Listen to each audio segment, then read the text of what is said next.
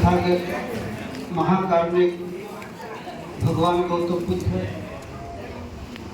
परम बोधिसत्व डॉक्टर बाबा साहब डॉक्टर भीमराव अम्बेडकर और बहुजन समाज में जन्मे सभी महापुरुषों को मैं कोटि कोटि नमन करते हुए और यहाँ उपस्थित हमारे सभी भाइयों और बहनों और बच्चों को सप्रेम जय भीम करता हूँ।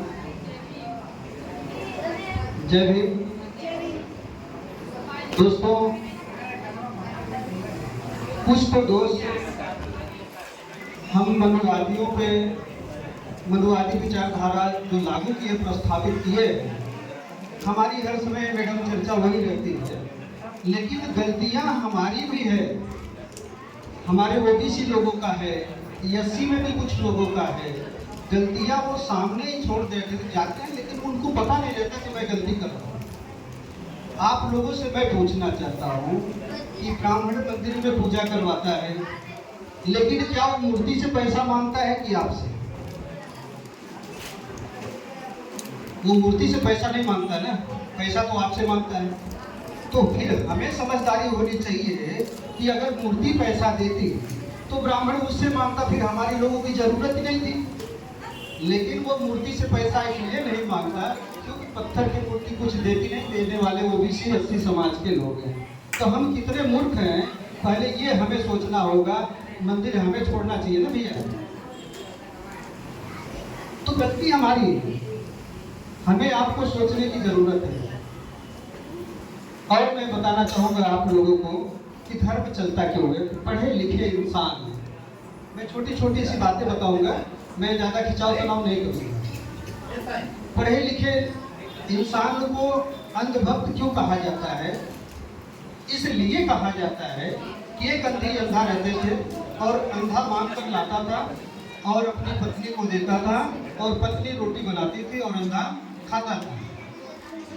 अब अंधा जब खाना खाता था, एक दिन अचानक ऐसी घटना घटी कि अंधी का जो है पूरा, अंधी ने जब खाना बनाया, उसका खाना जब बन गया तो अपने पति को बोली कि आइए स्वामी खा लीजिए।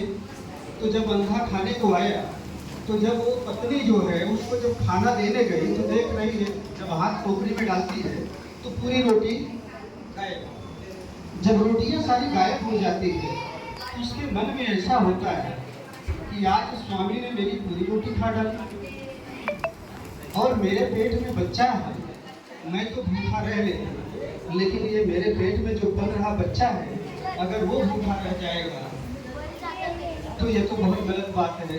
तो अपने पति से पूछती है कि क्या स्वामी आपने पूरी रोटी खा डाली? वो अंधा व्यक्ति बोला कि मैं इतने दिन जीवन में तुम्हें भूखा नहीं रखा, मैं भले आँख से अंधा हूँ, लेकिन मैंने तुझे कभी भूखा नहीं रखा, और आज तूने कैसे ऐसे सोच लिया कि मैं तुझे भूखा रख दिया। तो अंधी ने सोचा कि अगर मेरे पति ने इस रोटी को नहीं खाया तो या तो कोई आया, या तो कुत्ता खाया, या तो कुत्ते ने खाया, या तो कोई हमारी रोटी को चुरा कर ले गया। और ले गया तो जिसकी आदत पड़ गई तो वो रोज ले जाएगा, और हम दोनों अंधी अंधा है आँख से, तो हमें रोज भूखा रहना पड़ेगा। तो जब भूखा हम तब तक रहेंगे, आज रह लिए कल भी रहेंगे। तो उसने एक उपाय सोची अंधी ने कि बोली, बेटा पति जी, आज से ये काम आपको करना होगा कि जब मैं खाना बनाना, रोटी पकाना चालू करूँगी तो आपको दरवाजे पर बैठकर एक डंडे लेकर ऐसे बजाना पड़ेगा, और बजाते रहेंगे तो कुत्ता अगर देखे डंडे की आवाज़ सुनेगा तो घर में प्रवेश नहीं करेगा। और कोई इंसान भी अगर गलती करना चाह रहा है, हमारी रोटी को लेके जाना चाहता है, तो डंडे से लड़ेगा तो घर पे नहीं आएगा, और हम आप भूखे नहीं रहेंगे, न पेट में हमारे पल रहा बच्चा भूखा होगा। तो ऐसे जीवन कटा और उसका बच्चा पैदा हुआ। बच्चे की शादी हो जाती है। बच्चा जब शादी हो जाता है तो अपने माँ बाप को बोलता है कि पिताजी आज से आपका भीख मांगना बंद, माताजी आपका खाना बनाना बंद, आज से हमारी पत्नी बनाएगी और आप बैठकर खाना खाएगी। माँ को बोल देता है। लेकिन बच्चा क्या करता है मैडम, सबसे बड़ी घटना घटती है कि जब उसकी पत्नी खाना बनाने जाती है तो बच्चा भी डंडे को लेकर बजाने चालू कर देता है दरवाजे पर बैठकर। वो भी रोज डंडे को बजाना चालू किया। तो नई नवेली दुल्हन आई थी घर में, उसने बोला कि ये मेरा पति है, पढ़ा लिखा है, दोनों आंख से देखता है, इसको क्या दिल में है, शंका है मेरे ऊपर कि मैं ज़्यादा खाना खा जाऊंगी, या क्या मेरे ऊपर इनके पास काम धंधा नहीं है, ये क्यों रोज आकर जब मैं खाना बनाती हूँ दरवाजे पे बैठ कर डंडा लेके पीटता है। तो उसकी पत्नी 2 दिन 4 दिन 10 दिन ऐसा देखी तो नए नए में तो बोल नहीं पाई, लेकिन एक दिन उसका माथा ठुनक गया। बोली कि आप मेरे ऊपर शक करते हैं या क्या बात है कि आप जो है रोज डंडा लेकर दरवाजे पर बैठ कर बजाते हो और आपको काम धंधा नहीं है क्या, मेरे ऊपर शक करते हैं क्या आप? तो लड़का बोला कि नहीं, मैं आपके ऊपर ना तो शक करता हूँ ना तो कोई इल्जाम डालता हूँ, शक मेरा ये परंपरा है पगली, ये मेरे दादाजी बजाए होंगे डंडा तो मेरे पिताजी बजा रहे थे और आज मैं बजा रहा हूँ, ये परंपरा निभा रहा हूँ। तो धर्म को दोस्तों परंपरा समझकर जो बजा रहे हैं वो आज भी हो रहे हैं, क्योंकि पत्थर अगर पैसा देता तो ब्राह्मण पत्थर से मांगता, हमसे आपसे नहीं मांगता। तो बाबा साहब इस देश में 2 घंटियाँ दी है। उन्होंने कहा एक सबसे पहले जो इस देश में घंटी बजती है वहाँ गुलामी की घंटी बजती है। अगर वहाँ आपका बच्चा या आपका परिवार मंदिर की घंटी की आवाज़ सबसे जल्दी आती है भोर में, सबसे फर्स्ट गुलामी की घंटी बजती है। अगर उस घंटी को सुनकर हमारा बच्चा हमारा परिवार अगर उस घंटी की तरफ चला गया तो वहाँ दास पैदा होगा, गुलाम पैदा होगा, लेकिन वहाँ पंडित पुरोहित नहीं पैदा होगा। बाबा साहब ने इस देश में ये दूसरी घंटी दी मेरी बहनों मेरे भाइयों, विद्यालय की घंटी। अगर वहाँ आपका बच्चा जाएगा, आपका भाई जाएगा अगर विद्यालय में, तो जो टीचर पढ़ा रहा है उससे भी ऊपर की डिग्री वो हासिल कर लेगा, डॉक्टर बनेगा, इंजीनियर बनेगा, पीएम बनेगा, सीएम बनेगा, प्रधानमंत्री बनेगा, सब कुछ बन सकता है। तो बाबा साहब ने दूसरी घंटी दिखाई कि मैंने इस देश में एक ऐसी व्यवस्था लाई है शिक्षा का, वो घंटी अगर सुनकर आप उधर मुड़ जाओगे तो आपकी कौम आज़ाद हो जाएगी, आप आज़ाद हो जाओगे। दोस्तों, तो मैं यही बताना चाहता हूँ कि हमें भी अपने तरफ सोचना होगा। महापुरुषों के जितने भी बहुजन समाज में महापुरुष हैं, सारे महापुरुषों को बाबा साहब ने अपना गुरु माना। ज्योतिबा फुले, सावित्रीबाई फुले, पेरिया रामा, स्वामी साहू जी महाराज, ज्योतिबा फुले, नारायण दत्त गुरु, संत रविदास, संत गाडगे, संत तुकाराम, सभी को उन्होंने अपना महापुरुष माना और उन्होंने गुरु माना और संविधान में उनकी सारी एक बातों को उन्होंने लिखा। लेकिन उस चीज को इस भारत में पूरी तरह से प्रस्तावित करने का काम जो मैडम किया है मान्यवर कांशीराम साहब ने।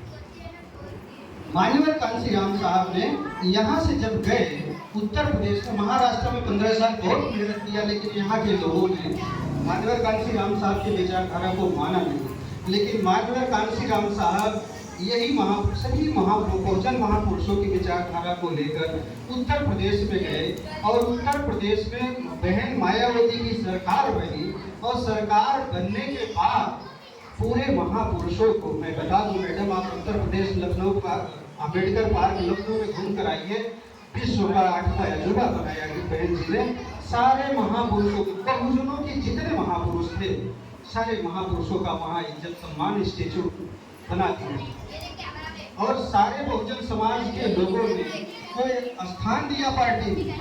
लेकिन वही पार्टी में हमारे ही आपके समाज के लोग, ओबीसी समाज के लोग, जब पार्टी से उनको नाम मिला, पहचान मिली, फिर उन्हें भी खरीदने वाले लोग मिल गए, वो अपने जातियों का सौदा करने लगे और जो बहुजन समाज पार्टी से छोड़ कर गए उनकी हालत देखिए। ये हमें दोस्तों ये सोचने पर मजबूर करता है कि हम आज पूरे जयसवाल जितना संगठन है हमारी मुंबई में, हमारे 10 से 12 संगठन है, 7-8 संगठन को एक करके हम लोगों ने एक संगठन बनाया जिसका नाम जयसवाल विकास राष्ट्र संघ बना और उस सभी संगठनों का मुझे राष्ट्रीय अध्यक्ष बनाया गया। तो यहाँ पर मुंबई में जितने भी हमारे जयसवाल संगठन थे सबको एकीकरण करने का हमारा काम चल रहा है। और एकीकरण नहीं कर रहे हैं दोस्तों, हम अपने कार्यक्रम में आपको भी बुलाएंगे और जितनी हस्तियाँ यहाँ पे आई थी सबको बुलाएंगे। जयस्वार विकास संघ 10,000 लोगों को कार्यक्रम, बुद्ध थंब का कार्यक्रम हमारा 19 मार्च को था अगले, और इस मार्च में भी हमारा धम्म का कार्यक्रम रहेगा। हम 10,000 से क्या 20,000 लोगों को धम्म की दीक्षा दिलाएंगे और बड़ा हमारा काम हो रहा है। और हम सभी समाज के लोगों को एक प्लेटफॉर्म पर लेकर चलने का हमारा संकल्प है। तो दोस्तों, हमें संगठन 1000 बना लो, पार्टी 1000 बना लो, लेकिन इस देश में गुलाम तब तक आप रहेंगे जब तक आपकी वोट एक जगह नहीं जाती है। महाराष्ट्र में ज्यादा करके जितनी भी पार्टियां हैं, इनकी ट्रेनें कहां तक जाती है? महाराष्ट्र तक सीमित। इस देश में 3 ही पार्टी है मैडम जो दिल्ली तक जाती है। ये कांग्रेस को देखा है आप लोगों ने। दूसरी पार्टी बीजेपी थी, बीजेपी को भी आप लोगों ने खूब नजदीकी से देख लिया, दिल भर गया होगा।